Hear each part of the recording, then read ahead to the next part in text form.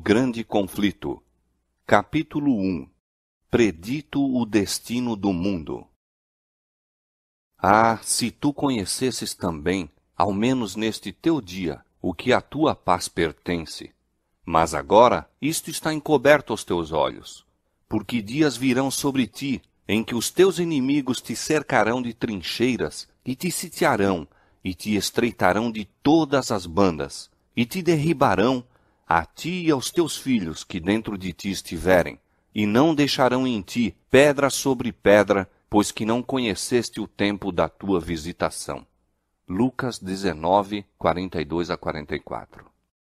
Do cimo do Monte das Oliveiras, Jesus olhava sobre Jerusalém.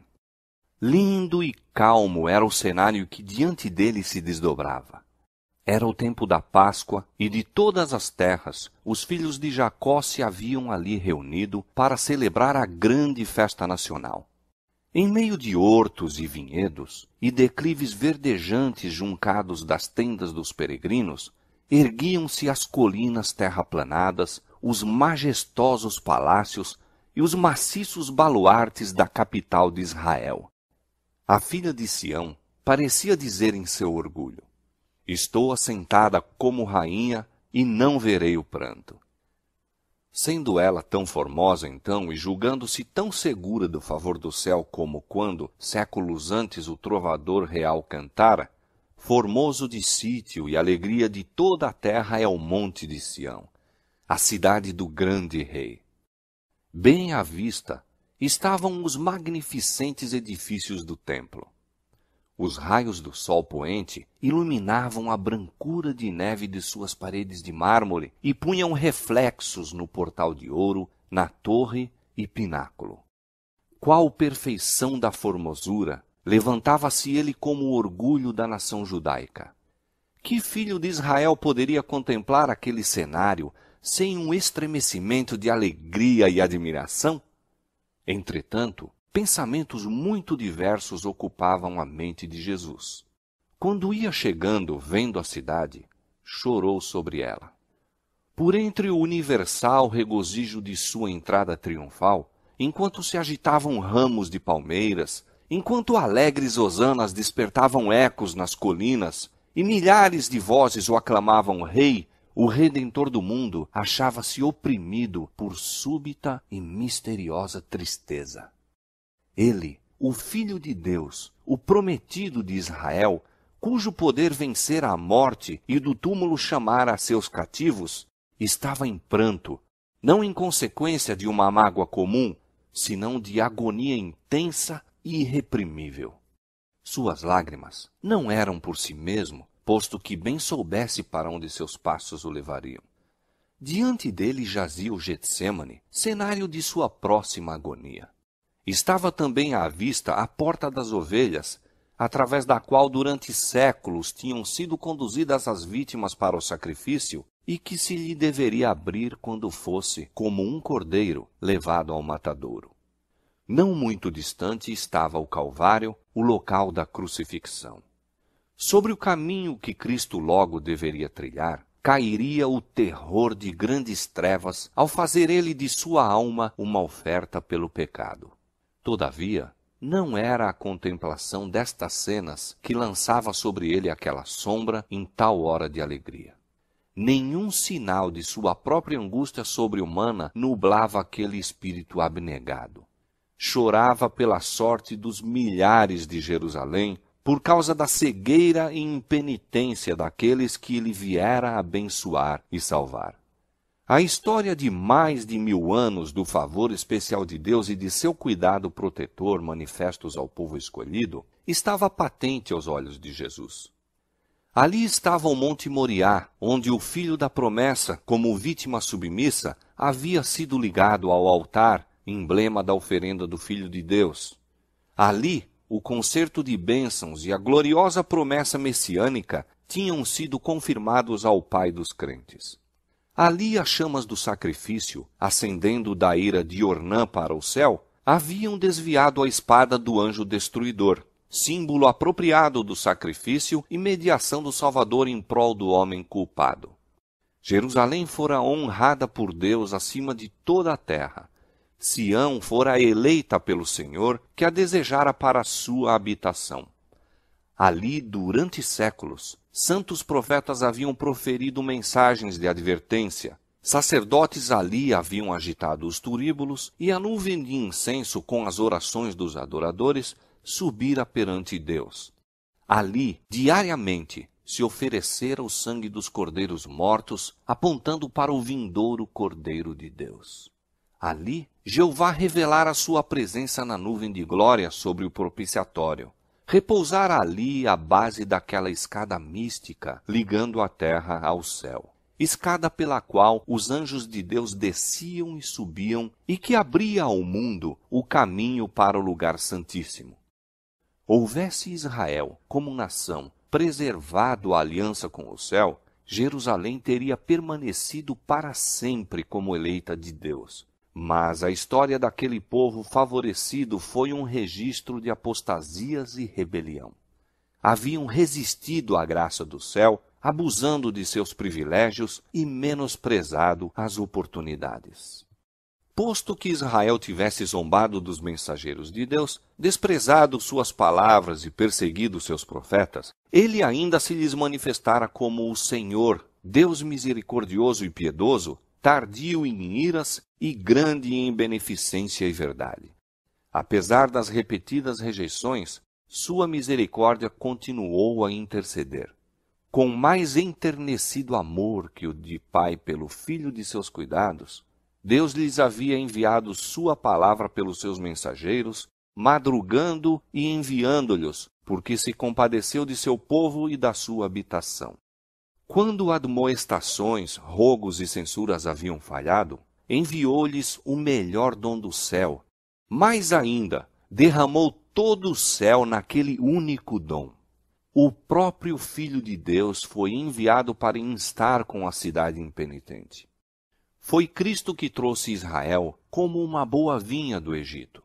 Sua própria mão havia lançado fora os gentios de diante deles. Plantou-a em um outeiro fértil. Seu protetor cuidado cercara-a em redor. Enviou seus servos para cultivá-la. Que mais se poderia fazer à minha vinha, exclama ele, que eu não lhe tenha feito? Posto que quando ele esperou que desse uvas, veio a produzir uvas bravas. E ainda, com esperança compassiva de encontrar frutos, veio em pessoa à sua vinha, para que porventura pudesse ser salva da destruição. Cavou em redor dela, podou-a e protegeu-a. Foi incansável em seus esforços para salvar esta vinha que ele próprio plantara. Durante 3 anos, o Senhor da luz e glória entrara e saíra por entre o seu povo. Ele andou fazendo o bem e curando a todos os oprimidos do diabo, aliviando os quebrantados de coração, pondo em liberdade os que se achavam presos, restaurando a vista aos cegos, fazendo andar os coxos e ouvir aos surdos, purificando os leprosos, ressuscitando mortos e pregando o evangelho aos pobres. A todas estas classes igualmente foi dirigido o gracioso convite: vinde a mim, todos os que estáis cansados e oprimidos, e eu vos aliviarei. Conquanto lhe fosse recompensado o bem com o mal, e o seu amor com o ódio, ele prosseguiu firmemente em sua missão de misericórdia. Jamais eram repelidos os que buscavam a sua graça. Como viajante sem lar, tendo a ignomínia e a penúria como porção diária, viveu ele para ministrar as necessidades e abrandar as desgraças humanas, para insistir com os homens a aceitarem o dom da vida.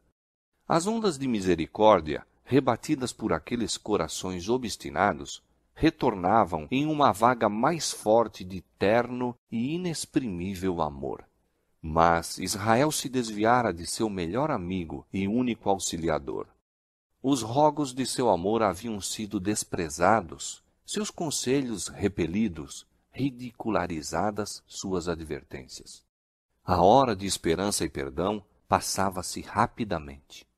A taça da ira de Deus, por tanto tempo adiada, estava quase cheia. As nuvens que haviam estado a acumular-se durante séculos de apostasia e rebelião, ora enegrecidas de calamidades, estavam prestes a desabar sobre um povo criminoso, e aquele que unicamente os poderia salvar da condenação iminente fora menosprezado, injuriado, rejeitado e seria logo crucificado. Quando Cristo estivesse suspenso da cruz do Calvário, teria terminado o tempo de Israel como nação favorecida e abençoada por Deus. A perda de uma alma que seja é calamidade infinitamente maior que os proveitos e tesouros de todo um mundo. Entretanto, quando Cristo olhava sobre Jerusalém, achava-se perante ele a condenação de uma cidade inteira, de toda uma nação. Sim, aquela cidade e nação que foram as escolhidas de Deus, seu tesouro peculiar. Olhando através dos séculos futuros, via o povo do concerto espalhado em todos os países, semelhantes aos destroços de um naufrágio em uma praia deserta.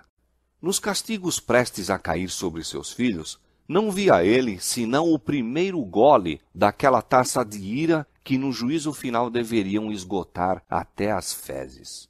A piedade divina, o terno amor encontraram a expressão nestas melancólicas palavras. Jerusalém, Jerusalém, que matas os profetas e apedrejas os que te são enviados. Quantas vezes quis eu ajuntar os teus filhos, como a galinha junta os seus pintos debaixo das asas, e tu não quiseste. Ó, se houveras conhecido, como nação favorecida acima de todas as outras, o tempo de tua visitação e as coisas que pertencem à tua paz. Tenho contido o anjo da justiça, tenho-te convidado ao arrependimento, mas em vão. Não é meramente a servos, enviados e profetas que tens repelido e rejeitado, mas ao Santo de Israel, teu Redentor. Se és destruída, tu unicamente és a responsável, e não queres vir a mim para terdes vida. Cristo viu em Jerusalém um símbolo do mundo endurecido na incredulidade e rebelião e apressando-se ao encontro dos juízos retribuidores de Deus. As desgraças de uma raça decaída, oprimindo-lhe a alma, arrancavam de seus lábios aquele clamor extremamente amargurado. Viu a história do pecado traçada pelas misérias, lágrimas e sangue humanos. O coração moveu-se-lhe de infinita compaixão pelos aflitos e sofredores da terra. Angustiava-se por aliviar a todos. Contudo, mesmo a sua mão não poderia demover a onda das desgraças humanas. Poucos procurariam a única fonte de auxílio. Ele estava disposto a derramar a alma na morte, a fim de colocar a salvação ao seu alcance. Poucos, porém, viriam a ele para que pudessem ter vida. A majestade dos céus em pranto, o Filho do infinito Deus, perturbado em espírito, curvado em angústia. Esta cena encheu de espanto o céu inteiro. Revela-nos a imensa malignidade do pecado. Mostra quão árdua a tarefa é, mesmo para o poder infinito, salvar ao culpado das consequências da transgressão da lei de Deus. Jesus, olhando para a última geração, viu o mundo envolto em engano semelhante ao que causou a destruição de Jerusalém. O grande pecado dos judeus foi rejeitarem a Cristo. O grande pecado do mundo cristão seria rejeitarem a lei de Deus, fundamento de seu governo no céu e na terra. Os preceitos de Jeová seriam desprezados e anulados. Milhões na servidão do pecado, escravos de Satanás, condenados a sofrer a segunda morte, recusar-se-iam a escutar as palavras de verdade no dia de sua visitação.